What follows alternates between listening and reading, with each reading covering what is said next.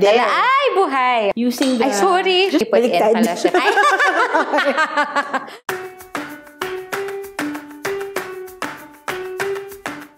Hi, I'm Marcel Miranda. I'm a chef, home baker, and the food editor of Yummy.ph. I love making recipe videos and I love watching them too. But today, we're going to do something a little bit different. We're going to have somebody else do all the cooking. And this is Maita. Hello everyone, I'm Maita De Jesus. I'm a newbie cook. All I know to do is fry and maybe boil water. So this will be a fun challenge. I don't know anything that's going to be happening today, so it's going to be a fun surprise for everyone. Yes. But today we're going to have somebody help you. Great. And she's the one who's going to be guiding you throughout the entire process of the recipe. She is Chef Mira. Chef Mira is a Yummy contributor. She's also the owner of Chef Mira's, and she's going to be helping us today with this recipe. You are in good hands. Chef Mira will help you throughout the entire process. Thank you. Bye, see you later. So what are we gonna do today, So today Chef we're Mira? gonna do rainbow puto. Okay. Okay, game. It's a really easy recipe. All Of right. course, it's based on the recipes on Yummy.ph. Yeah, let's get started. Okay. So here's your measuring cup. This is the flour. 2 cups. I'll give you a tip. If you're measuring ingredients, take it from the container. Okay. And then tap lightly. Then you just move it like this. And then, yeah.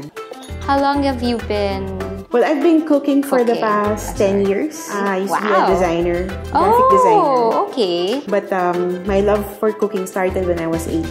How am I doing? Okay pa You're naman? doing a good job. Okay. Considering that no baking experience whatsoever. Measure the sugar. 1 cup sugar. So, pag ganito, 1/2 cup. So again, you just tap it. The same process The same process. We had an oven at home, but my mom was too impatient to ever bake anything. Other side. Okay. Ay, other side. Sorry. Sige, you just tap it and then scrape it off. Okay.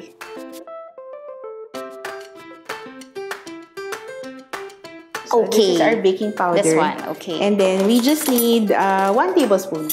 1 tablespoon. There, 1 pinch. At least ito kasi may mga stuff na nakalagay. So again, level it off. Okay. Yan. 1 tablespoon baking powder. 1/4 cup butter melted. And then 1/2 cup evaporated you milk. measure it. 1 egg. Okay, is it the entire egg? Or? Yes, it's important that you break the egg in a separate bowl. Because sometimes you might get a bad egg. Okay, So, pag nilagay mo directly dito sa bowl, wala na. Sira na yung all your ingredients. True. So, yan. Buti na lang you know how to break it. Scrambled eggs forever for breakfast. Okay. Kasi may mga students ako na kahit yun. Kahit basics. Nanginginig sila. So, we need 1 1/4 cups of water. So, dahan-dahan lang. So, Yun nga lang. add it a little bit at a time. And then we use the wire whisk. Yan. Kahit pa paano alam ko kung Okay. So, mix it. Tapos, we'll add slowly. Why should it be slowly, Chef? Sometimes kasi the batter might be too runny. Yung temperature natin outside is a little humid or ano. So, nag-iiba-iba yung consistency. Even if it's pre-tested, mag-iiba-iba siya. One of the safety measures then is you hold the bowl. Baka lumipad. Correct. Get everything thoroughly. So, the sides. So, para ma-cover din lahat. And then, it's uniformly blended. So, we're almost done. So, what we need to do is we just need to separate it into bowls. And then, we'll color it. Ay! Tapon, sorry. Kailangan ba sagad, Chef? Or Hindi naman. We need space para we can mix. So, that's enough na. Tapos, what we have is the gel type food coloring. So, 1 color and then you just swirl it. Swirl. Siguro, we get a spoon para mas ma-mix ng gusto.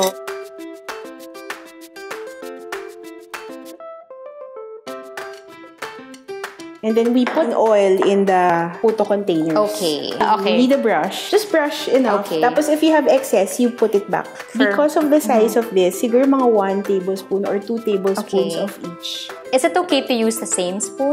No. Okay. So 1 per color? So make sure din, huwag din masyadong itap. Kasi para hindi siya mag-mix. Mag-break muna tayo. Okay. Gusto ko lagyan ng white. Para yung ibang colors, hindi mag-mix masyado. How much, Chef? Just tansya lang. Tansya lang. Para lang may white part. Okay. And it will not mix so much.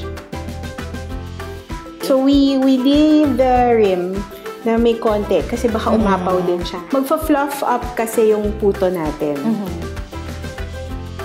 Yan. So after this, we get the steamer. Tapos we put it inside. So we just lift the first buong level. thing, okay. Oo. Tapos you add Then diretso lang. Yep. Mas mabuti bang nasa gitna, Chef? Or, Yeah, okay, pwede naman. Pwede naman din. And then, how much water do we put in pala, Chef? And then this next one. Okay. Okay, tapos you just add the four na. And then, Chef, how much water yung kailangan sa baba? Just Filled? enough to fill yung kung ano yung contraption sa baba. Yan. Ayan. Medyo okay na siya, no? Oo. Ayan! Okay na pala. You just lift the cover. Okay. So, it's gonna be hot, no? Parang steam talaga siya. So, may facial levels. Facial. Okay. So, nag-rise siya. Oy, miracle. Yay. Yes. So, you can use the tongs to lift it out. I'll just get some, plate. It's a miracle. Umakyat siya. So, ganyan ba talaga dapat itsura niya? More or less, Chef? More or less. For a beginner. Yes. Kaya yan. Kaya yan. Okay. So, is it better to do it here first? Okay. Yeah, I think naman palalagyan. Medyo loose naman siya. Madami namang space. Okay. And then, laglag na. Ay, buhay! Okay, game. It smells good. It smells edible. Yun yung importante. Kailangan edible siya. And then, Chef, how do you know if it's luto na through and through? It's done. Well, first is nag-rise siya. Okay. Or, yun nga, medyo naghiwalay na rin siya from the mold. Okay. Kaya okay din siya. So, another foolproof is you get a toothpick. Okay. And then if it comes out clean, then it's good. So, natatanggal naman siya. And then, you just add the cheese on top. Okay. Yan. Fantastic. Yan. Okay. So, there you go. It's your rainbow puto. So, it's alive and it's... Okay, let's try it. We have Rosel back. Rosel, Hi, you wanna Rosel. taste? Hi! I'm here with pork. Okay, sige. Chef first para walang madadamay kung hindi.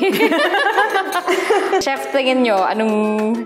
Okay naman yung consistency niya. Okay. It's nice. Okay, yeah, it is. Gusto ko may cheese para... Ang laki ko bagat sorry. Go!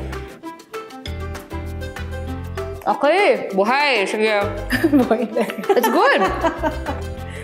I'll try this one. So the recipe works.